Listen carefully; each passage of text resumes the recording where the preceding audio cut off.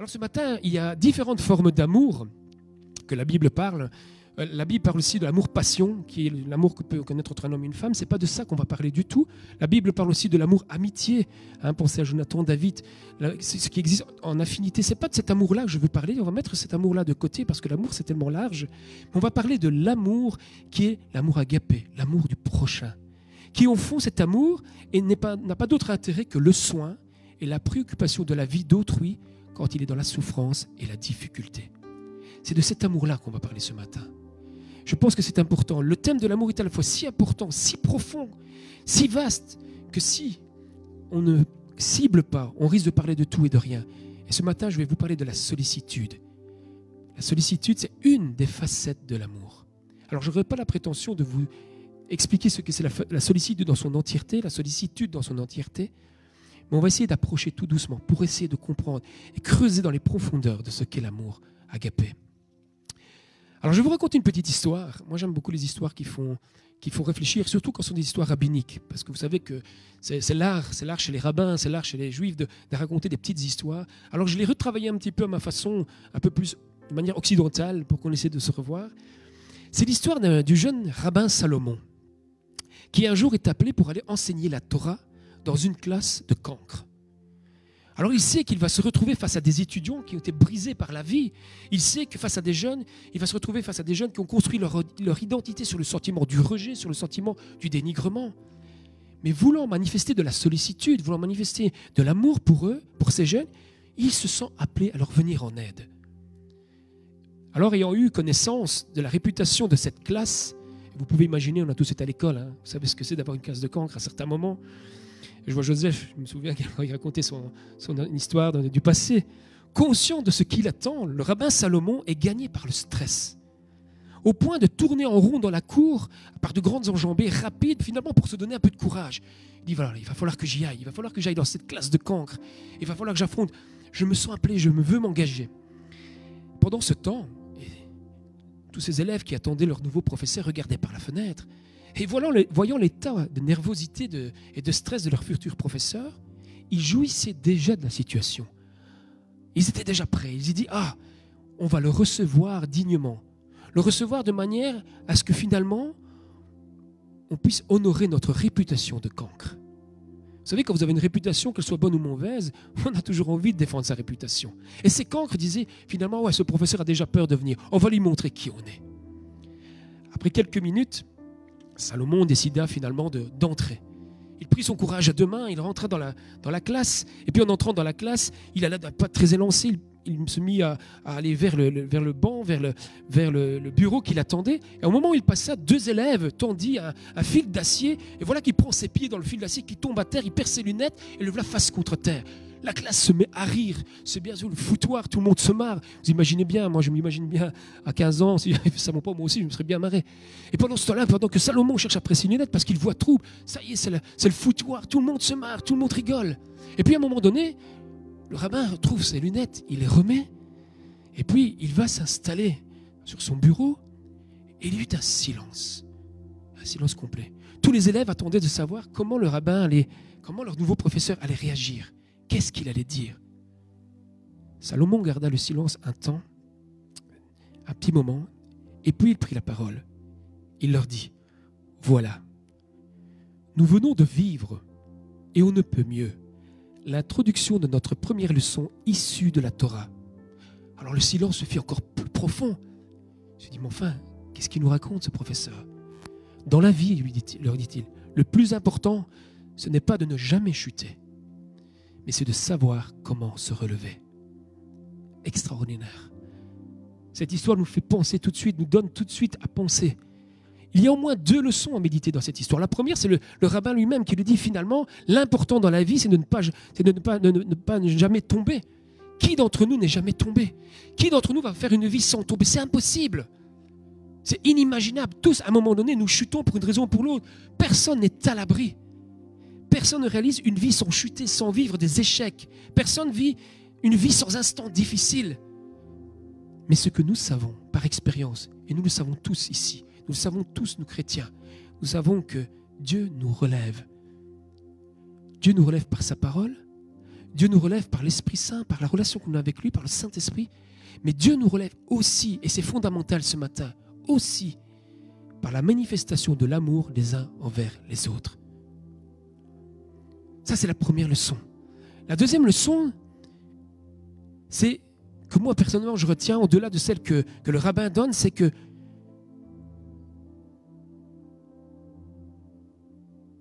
qu'en voyant Salomon, finalement, qui se relève, oui, c'est ça, sans perdre de vue, il se relève finalement sans perdre de vue sa raison d'être là. Salomon ne se préoccupe pas de sa réputation. S'il s'était préoccupé de sa réputation lorsqu'il fait d'une chute, il aurait pu finalement prendre une autorité un peu comme un professeur pourrait prendre, il aurait pu sanctionner, il aurait pu faire aussi se venger quelque part de le fait qu'il était ridicule. Ou encore, il aurait pu avoir peur, fuir, partir.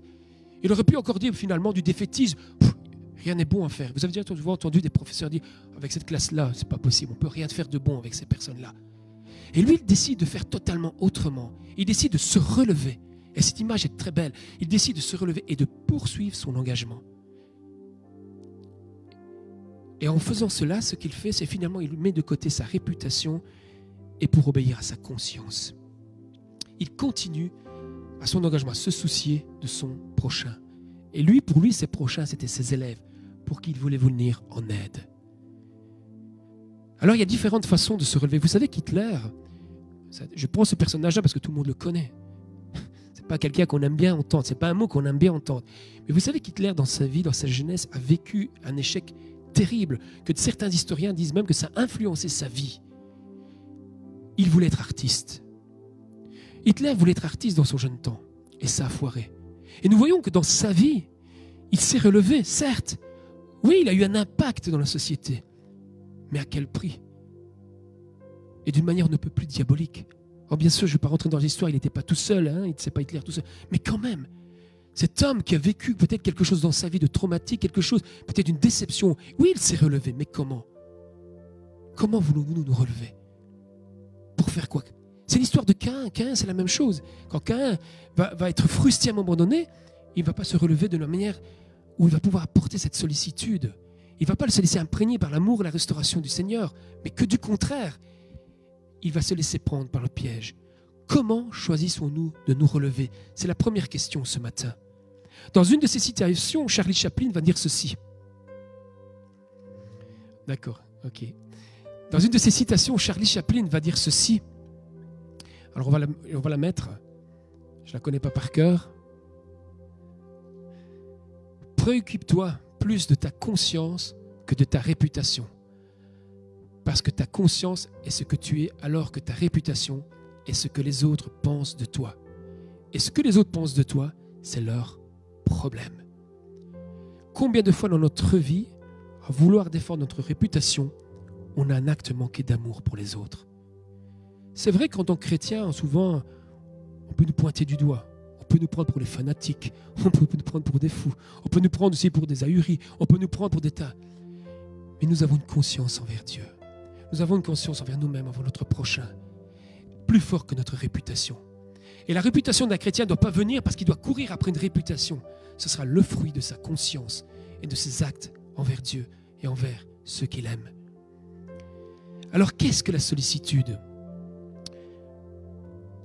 Il y a un seul texte que j'ai trouvé dans la Bible. Il y en a peut-être d'autres. Si un jour vous le trouvez, vous m'envoyez ça. Je serai très heureux. Mais j'ai trouvé qu'un seul texte auquel il a été traduit le mot sollicitude. Et dans une seule version, pire encore. C'est dans la version de seconde de 1910. On va lire ce passage en Colossiens 4, 12, 13.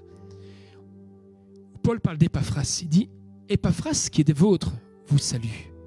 Serviteur de Jésus-Christ, il ne cesse de combattre pour vous dans ses prières, afin que parfait. » Vous savez que dans la Bible, perfection, c'est être mature, être mûr.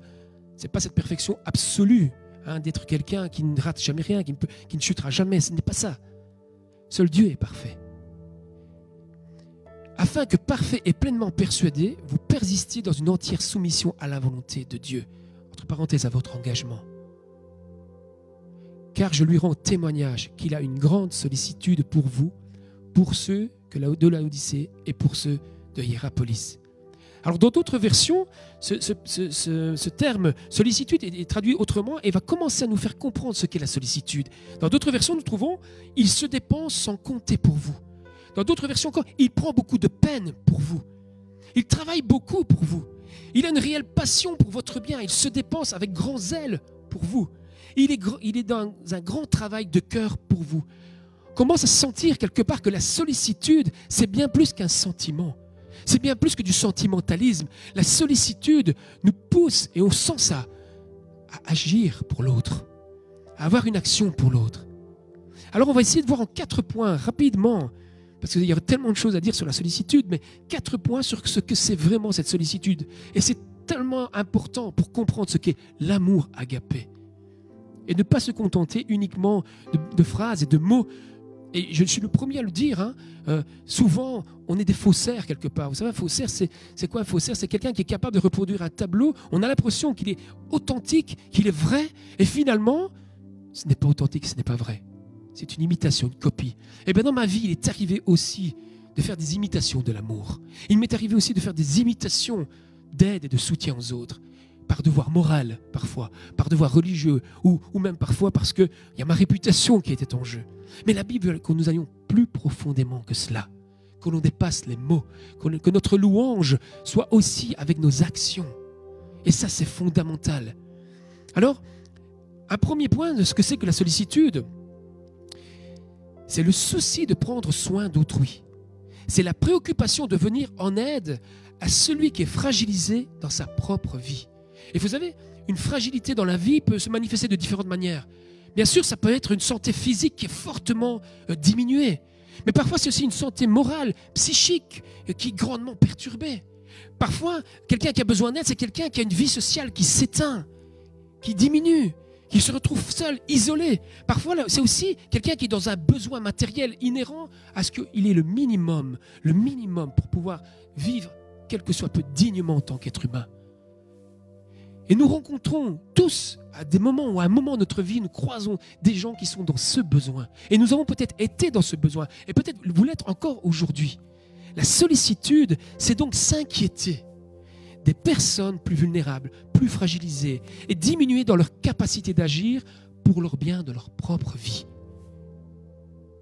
C'est des gens qui se retrouvent dans des situations où finalement, ils ont besoin de s'appuyer sur quelqu'un pour continuer d'avancer, pour reprendre leur propre vie en main. Et ça, c'est important, reprendre leur propre vie en main. Vous allez savoir pourquoi. Pourquoi? Parce que deuxième point, qu'est-ce que c'est la sollicitude? La sollicitude, c'est aller plus loin. C'est faire un pas de plus que la compassion. La compassion est une bonne chose, c'est une chose excellente. La Bible nous en parle. Jésus était ému lui-même de compassion. Vous allez comprendre que Jésus était plus loin que la compassion. La sollicitude, c'est s'engager dans l'action. Compassion, ça veut dire souffrir avec. Compassion, souffrance avec.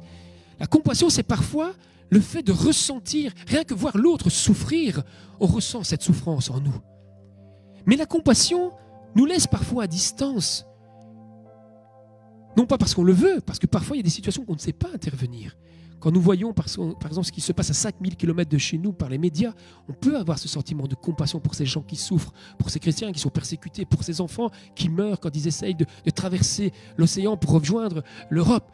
La compassion, c'est ça. C'est cette souffrance que l'on ressent, qui vient en nous parce qu'on sent cette souffrance. Et il y a quelque chose qui vient nous dire, mais il faut faire quelque chose, on ne peut pas laisser les choses comme ça. Et pourtant, parfois dans la vie, on est obligé. Mais parfois, on peut faire un pas supplémentaire. Et ça, c'est ça la sollicitude. On dit avoir de la compassion et on dit exercer de la sollicitude. C'est un pas complémentaire. C'est un pas supplémentaire. Et Dieu nous invoque, Dieu nous invite et Dieu nous appelle à ce qu'on puisse être sensible et se sensibiliser, à pouvoir savoir quand et comment aussi on peut faire un pas supplémentaire. Car c'est à cela qu'on reconnaîtra que vous êtes mes disciples, à l'amour que vous aurez les uns pour les autres. Troisième point, c'est ce que c'est la sollicitude. La sollicitude s'exerce avec beaucoup de délicatesse et de la tendresse. La sollicitude, c'est pas chercher à réaliser ce que j'ai envie de faire pour aider l'autre, tout simplement. C'est chercher le bon geste, la bonne posture, la bonne manière, la bonne manière d'être à distance et de s'approcher de l'autre de manière à le respecter. La sollicitude, finalement, c'est pas se mêler de la vie d'autrui. Vous savez, par amour, on peut mal aimer les gens. On peut ne pas le vouloir, même soi-même, à certains moments, on peut mal aimer parce que, sans en prendre conscience, on peut créer ce qu'on appelle un viol psychique. Vous savez ce que c'est qu'un viol? Je n'ai pas besoin de l'expliquer. Un viol, c'est quand on pénètre quelqu'un, le cœur de quelqu'un, sans son consentement dans les parties les plus intimes. C'est un viol. Mais lorsque nous sommes face à des personnes qui nous disent non, ou qui nous disent n'allez pas trop loin, et que l'on force, parce qu'on a l'impression qu'on les aime, mais c'est plus de l'amour, là, c'est plutôt la passion qui est en nous. On a envie de montrer qu'on aime, mais on a besoin de sentir, d'apprendre à discerner jusqu'où nous pouvons aller aussi dans l'amour. Éviter le viol psychique. Aimer les uns les autres, c'est aussi faire attention à cette délicatesse, à cette tendresse. Aimer, la sollicitude, c'est aussi ne pas imposer notre aide. Parce que si vous imposez votre aide à quelqu'un, même par amour, même par envie d'aimer, vous lui privez de sa liberté, de sa dignité. Et vous commencez à comprendre que la sollicitude, que l'amour demande un équilibre. Que l'amour demande aussi pas simplement d'être sous l'impulsion d'une béatitude ou d'une envie de remplir un devoir moral ou remplir un devoir religieux. Mais ça demande du discernement. Ce n'est pas prendre en main non plus la vie d'autrui. On ne peut pas priver l'autre de ce qu'il a encore comme possibilité d'autonomie. Vous savez, je travaille dans le milieu social, vous le sentez certainement, j'ai tous ces exemples. Mais quand je vois, par exemple, avec les personnes âgées ou les personnes handicapées mentales, par exemple, je travaille avec la personne handicapée mentale, des gens, des mères, mais aussi des éducateurs, mais aussi des personnes, veulent tellement donner de l'amour à ces personnes que finalement, ils font tout à leur place. Ils pensent à leur place, ils décident à leur place, ils choisissent à leur place. Et ils pensent, et je pense qu'on ne peut pas leur jeter la pierre, mais qu'ils font ça par amour. Et ils le font certainement avec un sentiment d'amour. Mais ils ratent quelque chose. Parce qu'ils ne laissent plus la liberté à ces personnes qui ont un handicap mental, par exemple, encore leur capacité qui leur reste à décider pour eux-mêmes. Et vous savez, dans la vie de tous les jours, on peut en arriver sans s'en rendre compte aussi, à passer la frontière, à oublier que la personne qui est en face de moi, ce n'est pas un objet de soin. Ce n'est pas mon objet sur lequel je vais montrer que je sais aimer, je vais montrer ma réputation d'amour. C'est un sujet de soin. C'est une personne. Et la sollicitude, il y a une réciprocité qui s'installe. Si tu veux que je t'aime, si tu veux que j'apprenne à t'aimer, si tu veux me laisser, j'ai besoin, c'est que tu me montres là où tu as besoin de mon aide. Et cette sollicitude est importante dans l'Église aussi, dans l'amour du prochain. S'aimer les uns les autres, c'est aussi savoir et sentir jusqu'où et comment, et ne pas y aller trop vite. Il suffit de regarder notre histoire à chacun. Si on se mettait à témoigner de chacun comment Dieu agit avec nous pour nous restaurer. Dieu a pris des temps différents pour chacun, des moyens différents. Pour certains, c'était peut-être un miracle. Pour d'autres, c'était une prière. Pour d'autres, c'était peut-être un témoignage. Pour d'autres, comme moi, c'était une prière dans une chambre, tout simplement. Dieu s'adapte. Et si nous sommes appelés à refléter l'amour de Dieu, nous sommes appelés à nous adapter aussi pour porter cette sollicitude et cet amour aux autres. En résumé, on pourrait dire, je vais passer le 4e point, parce que je l'ai déjà entamé un peu. En résumé, on pourrait dire que la sollicitude s'exerce lorsque nous sommes touchés, lorsque nous sommes sensibilisés, lorsque nous sommes sollicités par la souffrance, par le besoin, parce que l'autre a, tout en respectant la dignité de celui qui est en face de moi. Vous savez, aujourd'hui, parfois, ce qui me désole parfois, c'est qu'on fait de la publicité, par exemple, pour les personnes avec handicap, mais j'ai l'impression que ça devient des objets publicitaires.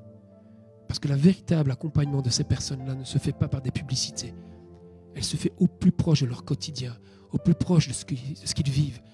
Et c'est la même chose dans une église. On ne doit pas avoir des slogans. On doit apprendre, et je le dis, je ne suis pas l'exemple.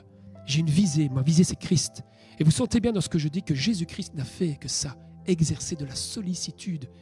Il a été au-delà de la compassion. Il a été au-delà de ce qu'on pouvait prêcher. Parce qu'aussi à l'époque, les religieux prêchaient aussi l'amour, ne croyez pas. Mais Jésus a été au-delà. Il s'est laissé sensibiliser, touché par cette sollicitude. Dieu nous invite à rester éveillés à cette sensibilité, à ne pas devenir insensible. C'est une vertu. C'est quelque chose qui se travaille. Ce n'est pas inné l'amour. Dieu seul est amour. Dieu seul est amour par essence. Chez nous, ce n'est pas inné. C'est d'abord parce qu'il nous a aimés, nous avons lu tout à l'heure. C'est cet amour qui nous remplit. C'est se laisser toucher par cette restauration. Et la restauration, n'oubliez pas, c'est un processus de vie. C'est jusqu'au bout de notre vie. Parce que les blessures qui sont les nôtres sont toujours parfois là. Et Dieu nous les guérit, mais parfois, inconsciemment, nous allons rechercher, nous nous remettons dans des situations qui viennent, si vous voulez, un petit peu donner un coup de canif sur les cicatrices. Nous avons besoin de comprendre ces choses pour pouvoir mieux aimer, pour pouvoir mieux s'aimer, pour pouvoir mieux se respecter. Car de l'affection, de l'amour mal géré, je le disais il y a quelque temps, mal régulé, mal orienté, et ça arrive à tous, à tout le monde, moi le premier, a un impact négatif sur les autres. Il réveille parfois même des traumas chez les autres.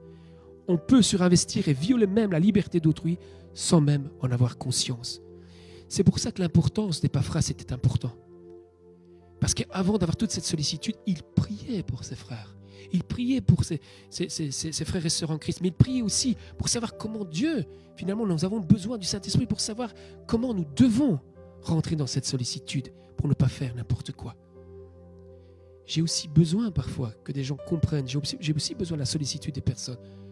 J'ai aussi des moments difficiles dans ma vie. Et combien c'est important. Alors, il y a plein de traces de sollicitude dans la Bible. Et je vais terminer avec ces deux points-là. La première, l'origine de la sollicitude dans la Bible, où est-ce qu'on peut la retrouver? Si vous relisez Genèse chapitre 1, à la création du monde, nous voyons que la sollicitude est déjà dans le cœur de Dieu. Verset 31, il est dit, Dieu considéra tout ce qu'il avait créé et trouva cela très bon. Il eut un soir, puis un matin, ce fut le 6e jour. Je ne sais pas si vous avez déjà regardé attentivement ce chapitre.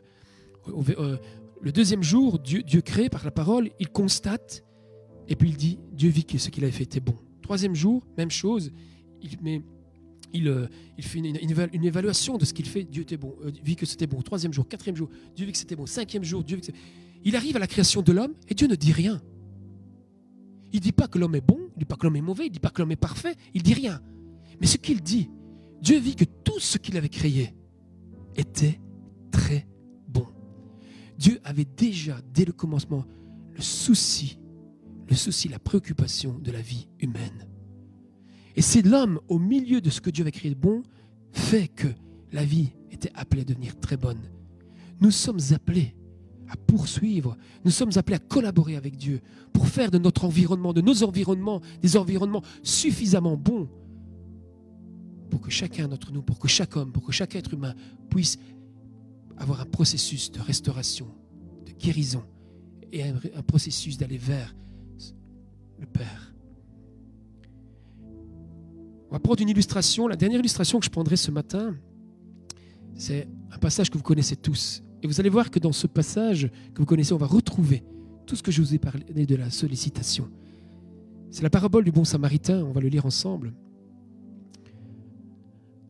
Un enseignant de la loi, et on revient à ce que je vous ai dit tout à l'heure, Jésus va changer le paradigme complètement. Là où les premiers croyants cherchaient, voulaient en tout cas savoir comment aimer les autres pour être sauvés, Jésus va renverser le paradigme. Un enseignant de la loi se leva et posa une question à Jésus pour lui tendre un piège. « Maître, lui dit-il, que dois-je faire pour obtenir la vie éternelle ?» Jésus lui répondit, « Qu'est-il écrit dans notre loi? Comment la comprends-tu, toi qui es un enseignant de la loi ?» Eh bien, il répondit, « Tu aimeras le Seigneur ton Dieu de tout ton cœur, de toute ton âme et de toute ton énergie et de toute ta pensée et ton prochain comme toi-même. » « Tu as bien répondu, lui dit l'enseignant. Tu as bien répondu, lui dit Jésus. Fais cela et tu auras la vie. Mais l'enseignant de la loi sentait qu'il voulait aller plus loin. Il voulait un petit peu provoquer le Seigneur. Et voulant se donner raison, il reprit. Oui, mais qui est donc mon prochain? Derrière cette question, il y a plein de choses. Je vais y revenir juste après.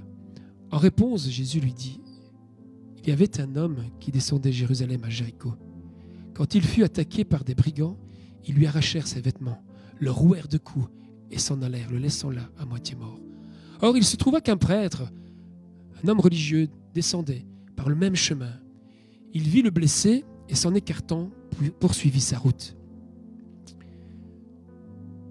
De même aussi, un Lévite arriva au même endroit, le vit et s'en écartant, poursuivit aussi sa route. Mais un Samaritain qui passait par là arriva près de cet homme. En le voyant, il fut pris de compassion. Il s'approcha de lui, soigna ses plaies, et avec de l'huile et du vin, il les recouvrit de pansements. Puis, le chargeant sur sa propre mule, il l'emmena dans une auberge où il le soigna de son mieux. Le lendemain, il sortit 2 pièces d'argent, les remit à l'aubergiste et lui dit « Prends soin de cet homme, et tout ce que tu auras dépensé en plus, je te le rembourserai moi-même quand je repasserai. » Et Jésus ajouta, et se retourne à ce moment-là vers cet homme religieux, « À ton avis, toi qui cherchais qui était le prochain, à ton avis, lequel des 3 s'est montré le prochain de l'homme qui avait été victime des brigands ?» « C'est celui qui a eu pitié de lui, lui répondit l'enseigneur de la loi. »« Eh bien, va et agis de même, lui dit Jésus. » Ce texte, vous le connaissez parce que vous savez qu'il y a toute une question de discrimination par rapport aux Juifs et aux Samaritains de l'époque. Je vais passer ce côté-là, mais je vais revenir sur tout ce qui était de l'ordre de la sollicitude. Premier, petit point A, le Samaritain fut pris de compassion. Nous venons de lire juste avant. Il se laisse toucher, sensibilisé par la condition d'un homme qu'il croise sur sa route et qui a besoin d'aide. Je disais tout à l'heure que la sollicitude, c'est plus que la compassion. Et on le voit aussi dans cette parabole. Il ne s'arrête pas à son sentiment de compassion, il s'approcha de lui. C'est un geste énorme. S'approcher de quelqu'un, qu'est-ce que ça veut dire? Ça veut dire, j'oublie la caméra, je me parle. S'approcher de lui, ça veut dire qu'on fait cet effort d'aller voir au plus près de la réalité de la personne. C'est ça, s'approcher aussi de quelqu'un. On va et on regarde quelle est sa réalité. Je dis ça parce que, juste une parenthèse, un jour pendant le Dour Music Festival, j'habite tout près du Dour Music Festival, et vous savez que pendant ce festival-là, il y a des gens dans des états de conscience totalement différents. Et il y avait un jour un homme qui était couché complètement, et sérieux, on avait l'impression qu'il était mort et qu'il était là. Et une dame très gentille, avait un petit peu, à mon avis, avait eu cette compassion pour cet homme, a voulu réveiller cet homme en pensant qu'il n'était pas bien, qu'il fallait appeler l'ambulance. Et cet homme se réveillait à une colère pas possible, l'a éjecté, voulait même taper cette dame. Et vous comprenez, la sollicitude va d'abord aller s'approcher et voir finalement, est-ce que cet homme a vraiment besoin d'aide ou pas. Si nous ne faisons pas cet effort, nous restons parfois même dans notre imaginaire. Parfois, on pense que les gens ont besoin d'aide, ils n'en ont même pas besoin. Et parfois, on ne voit pas les gens qui ont vraiment besoin d'aide. Nous avons besoin de nous pencher sur la réalité des autres. Et ce qui peut nous aider à comprendre la réalité des autres sont les autres eux-mêmes. Ce n'est pas ma représentation à moi de votre vie qui va pouvoir m'aider. J'ai besoin d'aller à l'écoute, de vous entendre. Vous avez besoin d'entendre d'écouter ceux qui ont besoin d'aide et savoir où ils ont besoin d'aide. Jésus n'a fait que ça. Il était attentif aux besoins précis. Qu'il soit spirituel, qu'il soit physique, qu'il soit même de l'ordre médical, de la guérison. Il était attentif aux soins précis des personnes. Point suivant, ce texte nous dit qu'il prend soin de lui avec ce qu'il a et ce qu'il est. Le Samaritain, ce n'était pas un médecin. Le Samaritain, ce n'était pas un psychologue. Le Samaritain, là, c'est quelqu'un qui finalement, touché par le besoin de l'autre, il dit « Tout ce que j'ai avec moi ici, je vais le donner pour essayer de soigner cet homme. » La sollicitude, c'est aussi ça, à certains moments. Parfois, c'est juste une présence, une qualité de présence. Parfois, c'est juste un geste. Parfois, c'est juste une petite chose, mais sur lequel le processus de soin et de guérison commence. Et puis, il nous dit qu'il va prendre, point suivant, il va prendre cet homme en charge, il va le charger sur sa mule. Et il va aller le conduire jusqu'à l'hôtel. À l'époque, il n'y avait pas d'hôpital. Les hôpitaux n'existaient pas, donc on allait à l'hôtel. On permettait à ces personnes de pouvoir avoir du soin. La sollicitude, c'est aussi à certains moments savoir vers où on doit conduire la personne qui a besoin d'aide. Aimer quelqu'un, c'est pas savoir tout faire pour lui. Aimer quelqu'un, c'est pas jouer au médecin. Aimer quelqu'un, c'est pas jouer au psychologue. Aimer quelqu'un, c'est juste être attentif à ce qu'il a besoin et de l'accompagner aussi aux lieux, aux endroits, vers les personnes dont il a besoin. C'est aussi vrai dans le monde physique, dans le monde relationnel, dans le monde du soin, de la relation, que dans le monde spirituel. C'est accompagner la personne aussi vers Jésus-Christ quand il est dans le soin spirituel. Mais pas n'importe comment. Pas avec n'importe quel vieux, pas de manière violente, pas de manière trop ardue. Le dernier point, c'est que nous voyons aussi que l'homme confie cet homme à un autrui. Quand il dit à l'aubergiste, finalement, lui dit, voilà, moi je dois continuer ma vie, je dois poursuivre mon chemin. Je te le donne, je te le mets entre tes mains. L'Église est parfois aussi plein d'aubergistes. Une personne à elle toute seule ne peut pas arriver à prendre soin de toutes les personnes que nous rencontrons avec des difficultés. Nous avons tous des qualités, des dons même spirituels, des dons relationnels. Et ce sont l'ensemble de ces personnes, l'ensemble de qui nous sommes, qui pouvons aider ceux que nous accompagnons. C'est aussi parfois aller amener vers des professionnels qui ont parfois cette capacité de pouvoir aider au-delà du spirituel. Mais c'est fondamental. Et le dernier point que je voudrais relever dans cette illustration, c'est que Jésus va dire finalement aux Samaritains, la question n'est pas de savoir qui est mon prochain. Ce n'est pas ça la bonne question dans la sollicitude. C'est-à-dire qui est proche de moi pour manifester de l'amour, mais de savoir si je suis prêt à être le prochain de celui qui a besoin de moi. Le paradigme est complètement changé. Le chrétien n'est pas celui qui va chercher finalement qui peut aider à gauche et à droite. Le chrétien d'abord se pose la question, est-ce que je suis disposé? Est-ce que je vais me rendre disponible à être une aide à celui qui en a besoin? Alors nous concluons ce matin en disant, bien évidemment, on ne peut pas prendre soin de la terre entière, ce n'est pas possible. On a tous une part à prendre dans le soin de l'humanité.